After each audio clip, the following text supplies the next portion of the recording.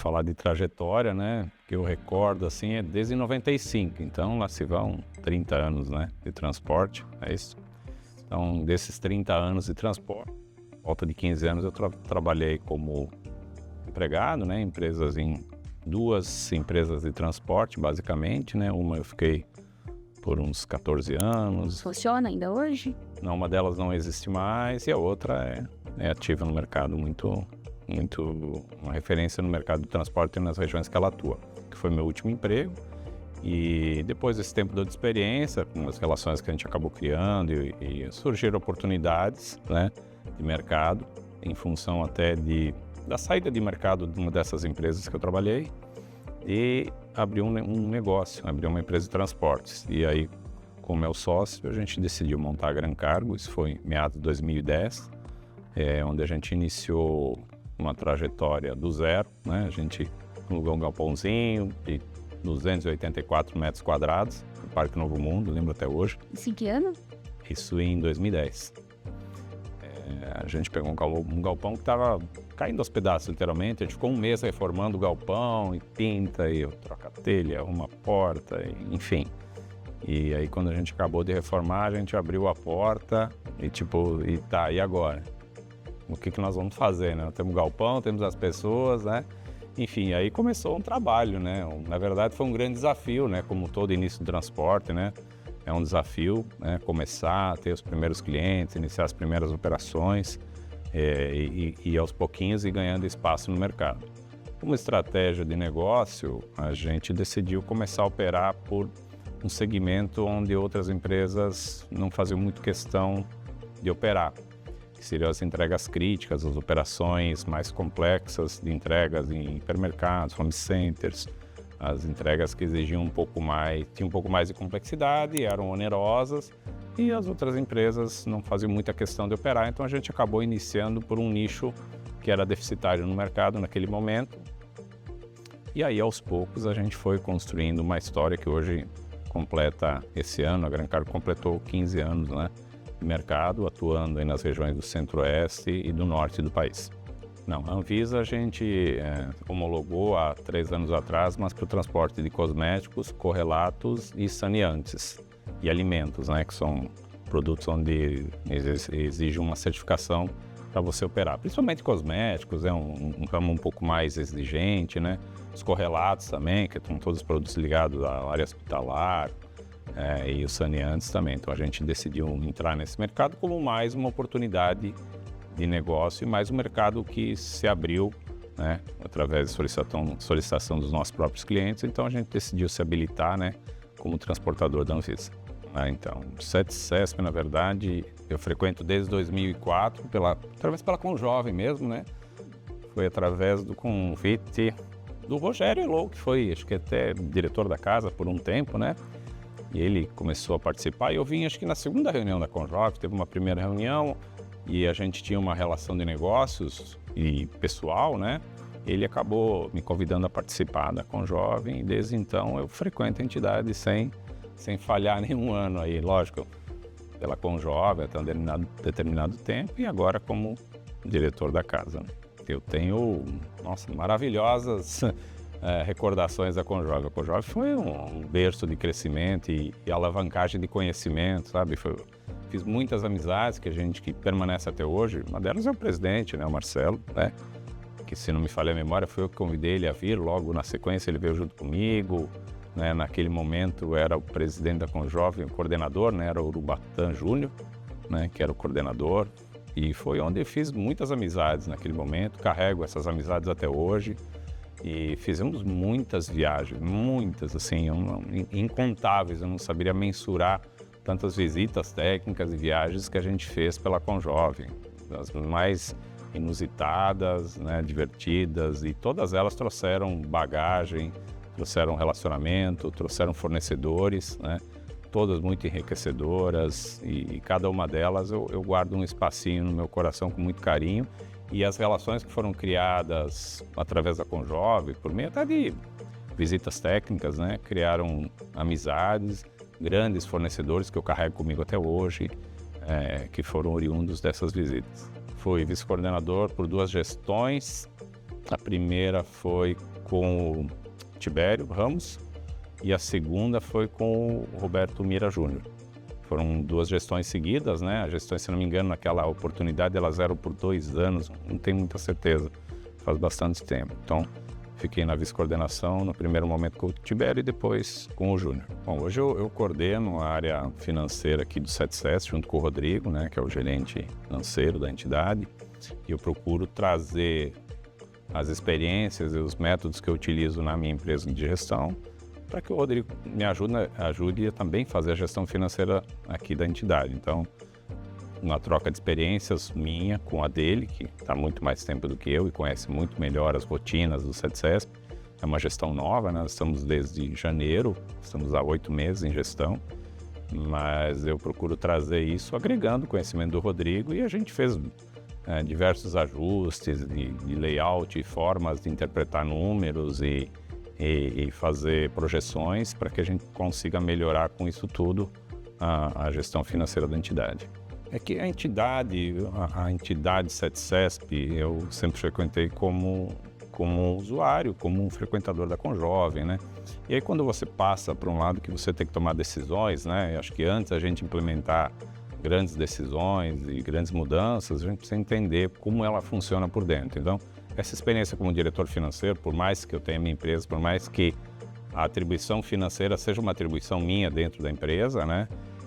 Dentro de uma entidade é um raciocínio diferente. Mas eu entendo que tem muita coisa que pode ser implementada, né? Pode ser profissionalizada ou melhorada, mas assim é uma mudança gradual. É porque eu não tenho o conhecimento financeiro da entidade como o gestor que está na área há muitos anos.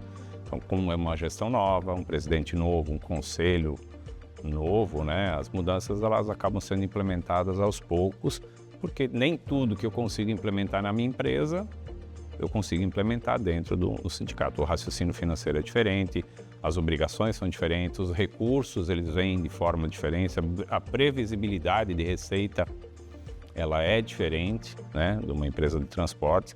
Tem muitas coisas que não necessariamente servem na empresa de transporte que vão servir aqui no 7SES. Mas aos poucos, o que é passível de ser equilibrado entre ambas, a gente está procurando implementar aqui para melhorar a gestão financeira. A Gran Cargo, ela trabalha com cargas fracionadas, esse é o nosso negócio. E nessas cargas fracionadas, a gente opera nas regiões do Centro-Oeste e na região do Norte do país. Então, a gente atende 100% essas 2 regiões e atende também uma fração de Minas, aí a gente atende o Triângulo Mineiro. Além dessas operações de destino, que é onde a gente transporta as cargas dos nossos clientes, a gente também tem origens diferentes. Então, tenho unidades em Blumenau, em São José, em Curitiba, em Pouso Alegre, Campinas. Então, são unidades que fazem captação de carga, trazem para um polo consolidador, que é a matriz, daqui em Guarulhos, e daqui elas saem distribuídas para as rotas que a gente se propõe a atender. São 11 estados que a gente atende por completo e o Triângulo Mineiro. Bom, eu sou suspeito de falar, né? Porque eu frequento aqui desde 2004 e eu, desde então, só consigo ver os pontos positivos que a entidade me trouxe, né? Como acesso a fornecedores, treinamentos, a questão do alinhamento das entidades com os órgãos públicos, órgãos de trânsito, prefeituras, governos, a questão política, fornecedores, melhores práticas. A área de treinamento do 7CESP, eu falo como usuário, eu particularmente fiz, sei lá, todos os cursos que acho que foram disponíveis aqui, eu acabei fazendo ao longo desses anos. A minha empresa, eu faço questão que os colaboradores façam treinamentos constantes e eu sei porque a Regiane, você fala, pô, Evandro, você é o que mais manda funcionário aqui fazer treinamento. Então, assim, eu passei como um empregado e treinando e hoje eu faço questão que os meus colaboradores também façam os treinamentos, porque são uma forma de enriquecimento do conhecimento e aperfeiçoamento dos profissionais. Então, eu fico feliz quando eu venho aqui, às vezes a gente, pô, Evandro, que legal, você é o cara que mais, essa empresa que mais manda a gente para cá para fazer treinamento, eu queria que mais empresas fizessem isso. E eu entendo que isso traz benefícios tanto para o colaborador, principalmente, porque é o conhecimento que ele carrega para a vida inteira, e para a empresa, né, que se beneficia do conhecimento que ele traz. Então, isso cria um vínculo muito forte entre a empresa e a entidade, e entre a empresa e o colaborador. Então, os treinamentos, no meu ponto de vista, eles são essenciais, e aqui tem palestrantes e professores de altíssimo nível. Então isso fez com que a Gran Cargo crescesse também através do CETCESP. O CETCESP hoje, ele me ajudou de todas as formas, né? Principalmente no meu enriquecimento pessoal, profissional, e hoje me ajuda enriquecendo o talento dos meus colaboradores. O transporte, no ponto de vista, ele é a espinha dorsal do mercado, né? É através do transporte que a gente movimenta todo o PIB do Brasil. E hoje a gente fala em 64%, 65% da carga que é movimentada, ela é feita através do transporte rodoviário de cargas onde nós estamos inseridos. O impacto da taxação coisa assim, no meu segmento, nesse exato momento, ainda nós não estamos sentindo esse impacto. Nós estamos vindo um ano de crescimento, a Gran Cargo vem no ano de crescimento, a gente cresce anualmente aí sempre em torno de 20%.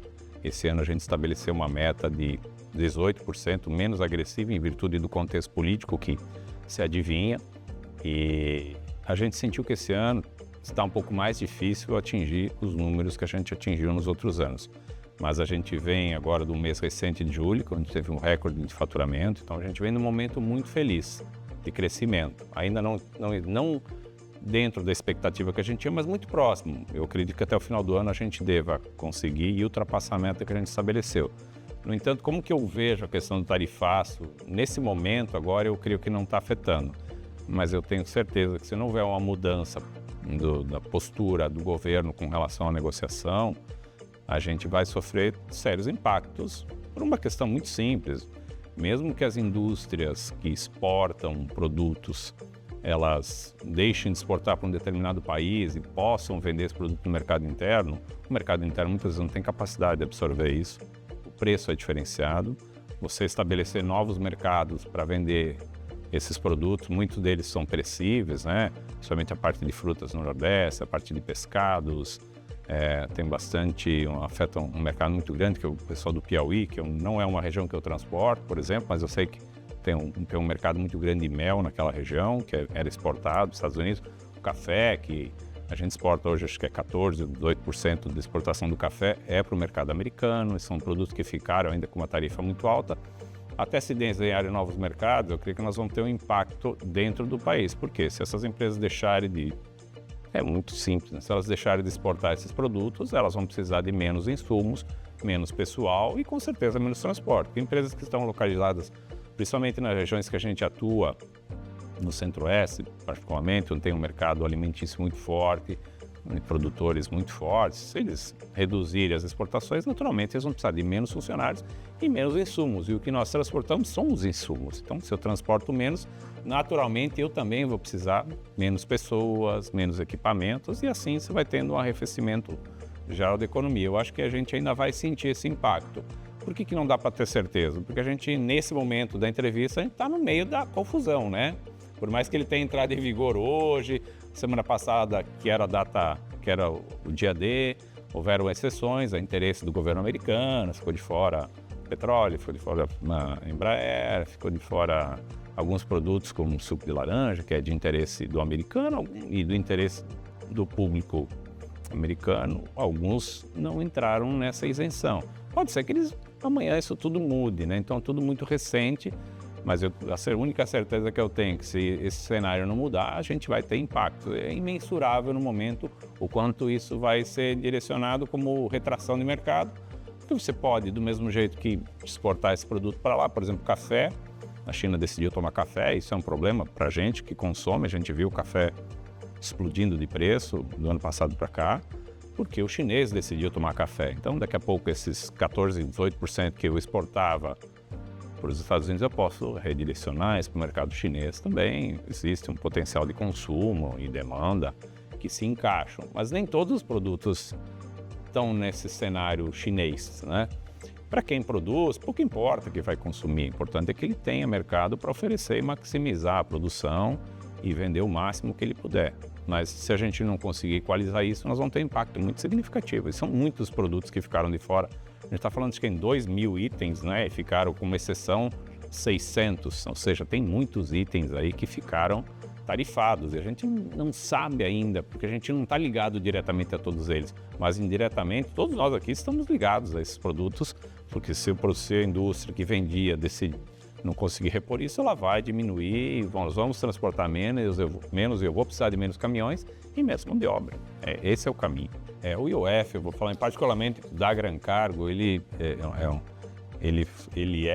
foi e ainda está sendo, né, um motivo de avaliação muito crítico. Por quê? Nesse momento a gente está iniciando a construção da nossa matriz, então a gente adquiriu um terreno em Guarulhos mesmo e a gente vai começar a construção. E é um projeto grande, é uma obra grande, que tem um valor de orçamento significativo de alguns milhões e nesse momento a gente precisa captar recursos para a construção, que é o mais caro do processo. E a gente já está analisando essa captação de crédito há pelo menos uns 3 meses.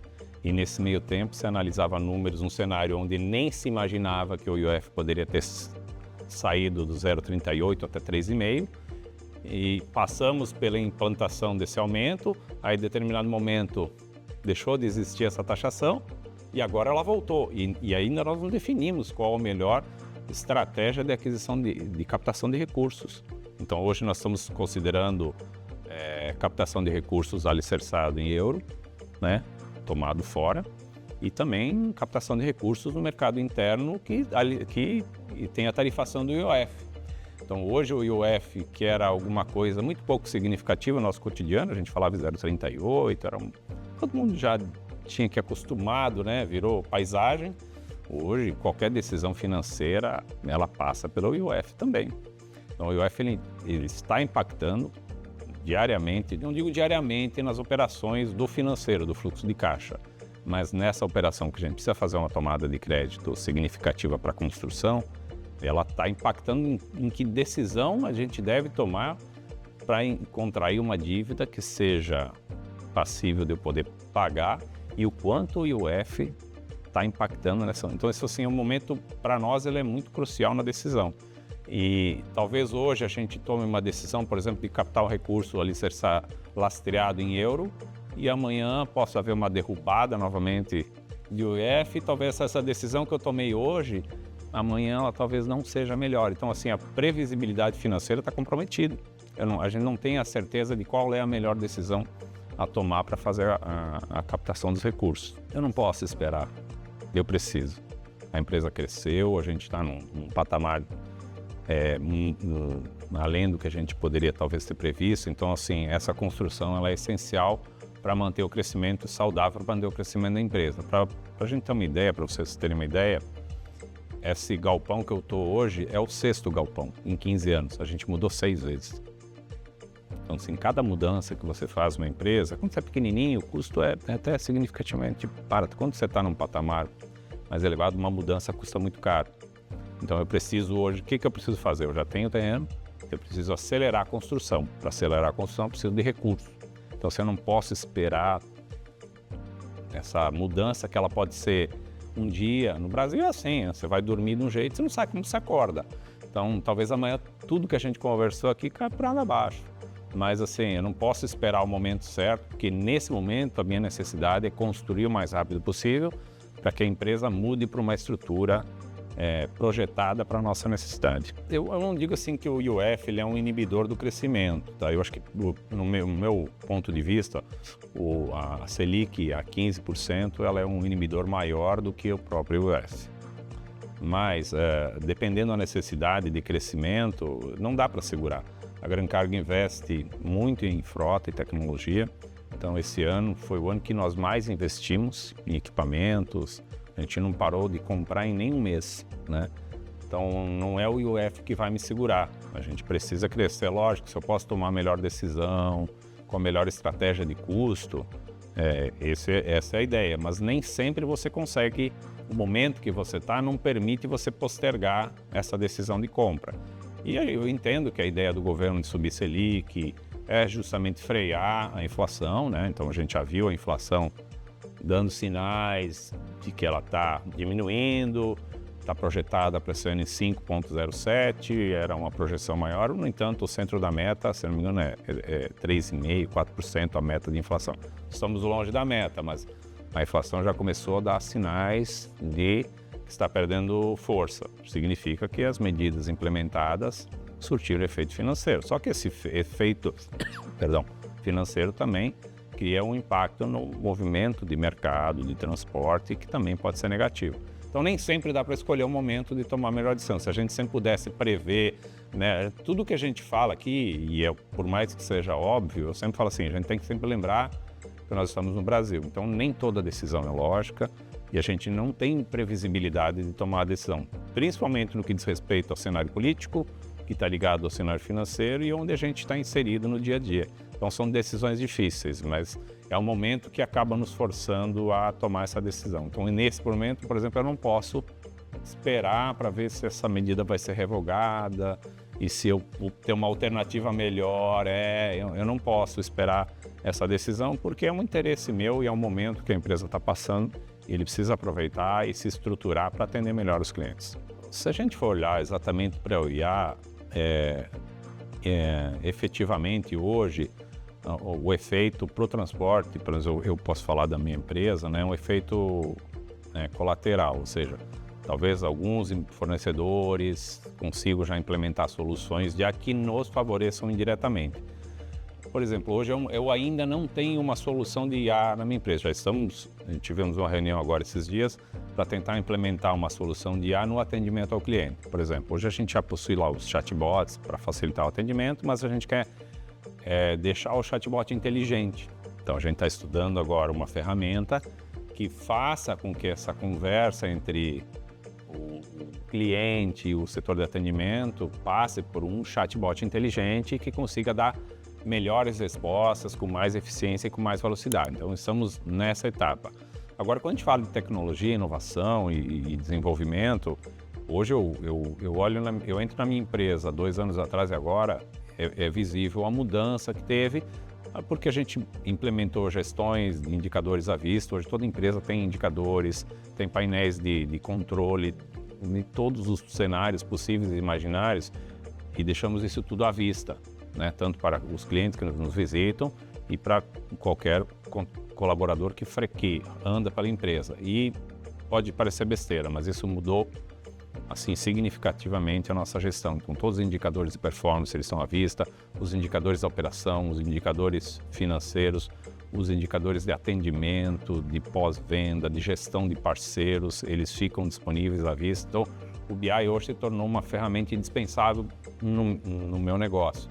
Eu já não sei quantos, a gente tem soluções para setores muito específicos. Então, hoje, para você ter uma ideia, para soluções de BI, eu tenho 3 fornecedores, entregando soluções diferentes para demandas diferentes que às vezes um desenvolvedor não conhece. E o próximo passo é trazer a IA para fazer uma gestão de tudo isso. Só que a gente ainda não tem essa ferramenta que consiga fazer essa gestão. Então a gente está começando agora pelas áreas de atendimento, porque são as áreas mais críticas, que demandam mais comunicação, os setores que têm mais pessoal, tirando a operação. As áreas de atendimento são as áreas que envolvem uma quantidade de colaboradores muito grande, então, e tem uma demanda de comunicação com o cliente muito grande. Então a gente está começando pela área do cliente, partindo daí um laboratório que vai se multiplicar por todas as áreas. Mas assim, eu não tenho ainda o resultado disso, porque ainda é tudo incipiente, né? O que eu consigo dizer é o que a gente já fez com tecnologia, com torre de controle, com outras ferramentas que já nos trouxeram muitos benefícios. Mas assim, a tendência realmente é a IA, não tem para onde fugir. Muitas decisões que a gente toma no dia a dia, por exemplo, um tema mais complexo, que o saque tem que fazer uma resposta para um cliente um pouco mais elaborada, cuidando com as palavras. Então o pessoal já tem orientação, eles já buscam essa resposta numa inteligência artificial que formula uma resposta um tom mais elegante, um tom mais técnico, um tom mais formal, para que essa comunicação com o cliente seja cada vez mais acertada. Então isso já faz parte do nosso cotidiano, na verdade. É que a gente não consegue mensurar o impacto dela no dia a dia. Olha, eu acompanho, estive inclusive agora em Foz do Iguaçu, no evento da NTC, né, no Fórum de Tarifas, né, eu lembro que foi apresentado uma pesquisa de mercado feita pela NTC, onde apontava que 93% das empresas tinham problema com contratação de motorista, né, e é um número altíssimo, assim, quase a plenitude do transporte tem o mesmo problema. eu posso dizer que eu não tenho esse problema, graças a Deus. A gente não tem... Você acha? Eu creio que a relação que a gente tem com os colaboradores, o respeito, a remuneração que a gente tem com o motorista é uma remuneração diferenciada. Então hoje a gente entende que ele tem uma remuneração acima da média do mercado. A frota que a gente disponibiliza para os nossos motoristas, tem 3 anos e meio, 4 anos. Então a renovação de frota é constante, os equipamentos são novos, são modernos. Então eu entendo como motorista, eu me senti muito melhor dirigindo um caminhão moderno, de última geração, mais preparado para uma viagem média de longa distância, onde ele vai ficar fora de casa uma semana e meia, né? Então isso também faz com que haja o interesse, a remuneração, mas eu creio que mais do que tudo isso é o respeito pela relação entre patrão e empregado. Então existe uma comunicação muito aberta, muito franca, todos eles têm indicadores de desempenho, têm métricas e têm metas a cumprir e são remunerados à altura do que a gente exige deles. Então isso que faz com que a gente tenha uma relação muito boa, muito firme, e esses motoristas que estão felizes em trabalhar lá, eles trazem outros motoristas. Então eu diria que assim, hoje a gente não tem problema de escassez de motorista. Se isso vai se perdurar, eu não sei, é nosso desafio manter essa relação sempre muito próxima e essa gratidão, tanto da Gran Cargo com relação aos motoristas, quanto o motorista Gran Cargo, ela tem que perdurar. Eu falo dos motoristas porque é o cenário crítico, mas eu não tenho hoje uma função que esteja descoberta dentro da empresa. Não tem tido grandes dificuldades na contratação na área administrativa. Onde nós temos dificuldade, que é um gap que a gente tem, é na operação na área de ajudantes. O ajudante realmente a gente tem dificuldade porque o ajudante ele fica preso a uma referência de salário que é obrigado a ser pago com base numa convenção coletiva. Então, isso é pouco atrativo, né? É uma função mais braçal, de suma importância, mas não tão atraente como outras funções. Então, hoje a gente tem um pequeno gap para ajudantes, que também nada expressivo, nada que comprometa o desempenho da empresa e da operação. E o cerne, que é o motorista, eu fico feliz porque a gente não tem esse problema hoje. Espero que a gente continue assim. Já tivemos, tá?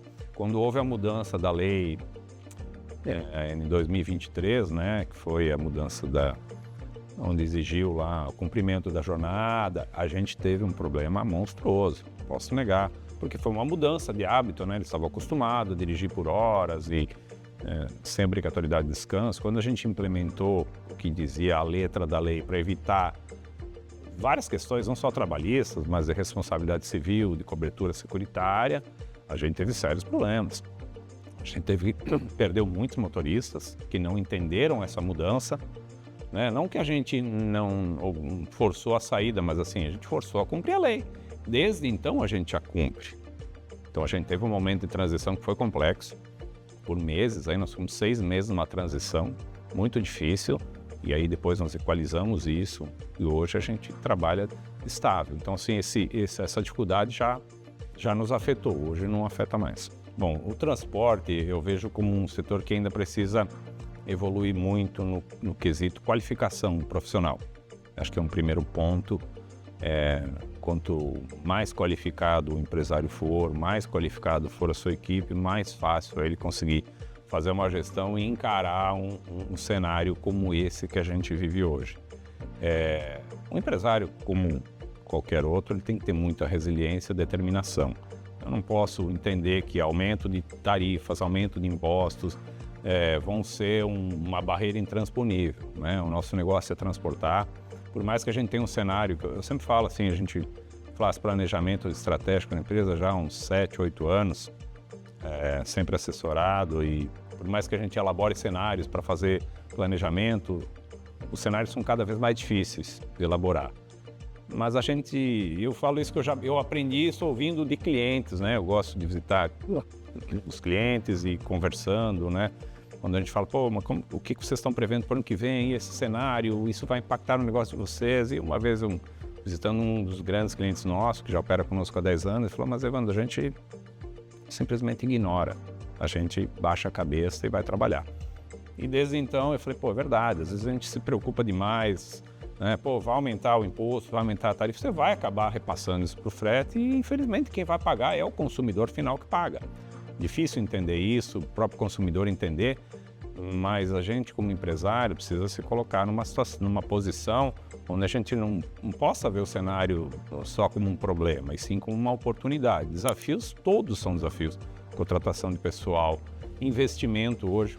Como que você faz a aquisição? Pô, qualquer caminhãozinho que a gente vai comprar, um conjuntinho é R$1.200.000, R$1 milhão, que você precisa captar recursos que estão caros e escassos. Você precisa ter um rating de crédito muito bom para conseguir, porque o mercado de crédito também é restritivo para quem não está numa situação confortável.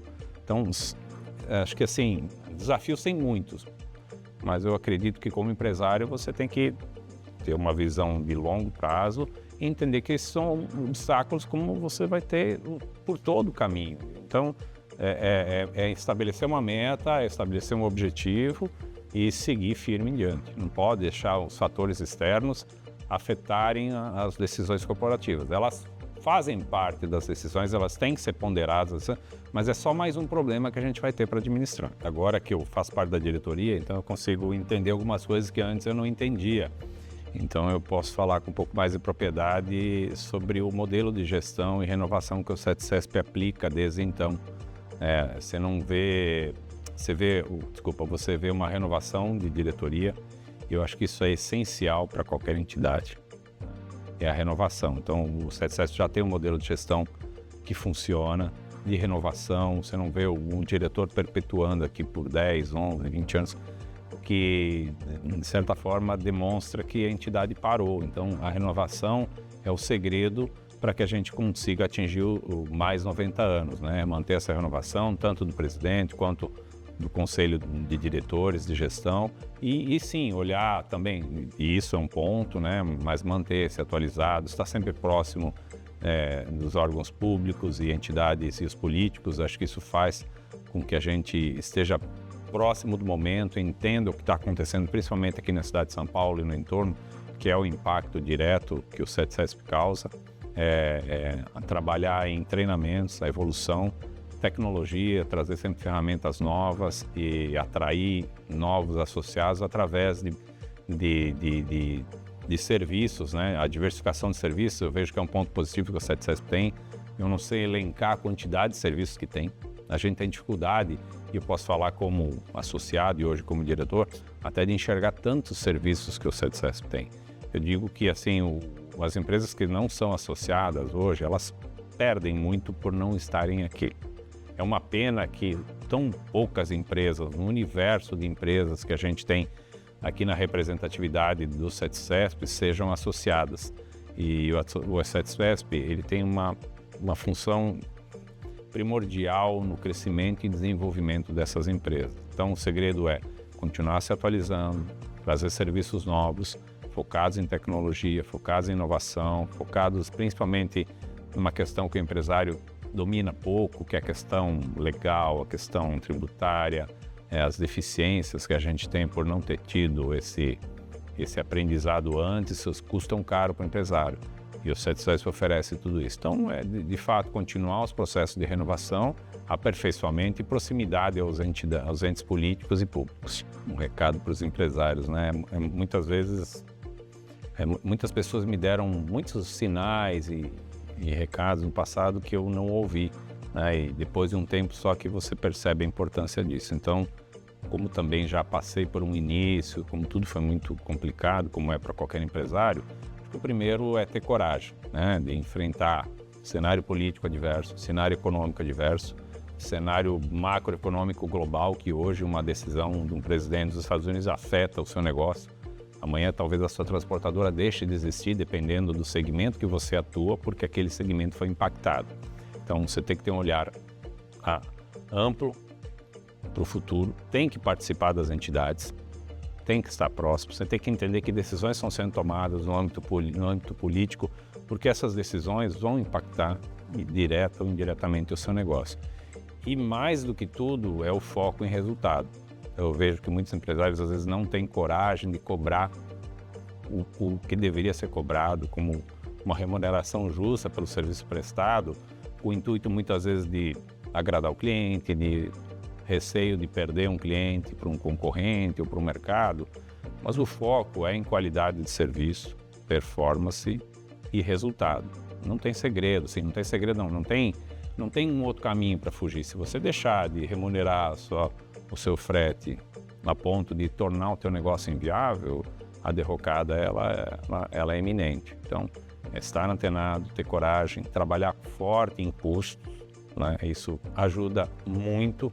E eu posso dizer que eu vi isso lá no começo da empresa, o meu ex-patrão, onde eu trabalhei no meu primeiro emprego, e a gente tem uma relação muito próxima até hoje, um amigo meu, e ele falava: Ivan, você tem que focar em custos, você tem que trabalhar com custos. Mas no começo você quer faturar, né? Não dá para olhar para o custo. E de fato é isso, ele não estava errado, mas naquele momento eu não conseguia implementar isso, porque você está crescendo, você está fomentando, você está se estruturando, se encaixando no mercado.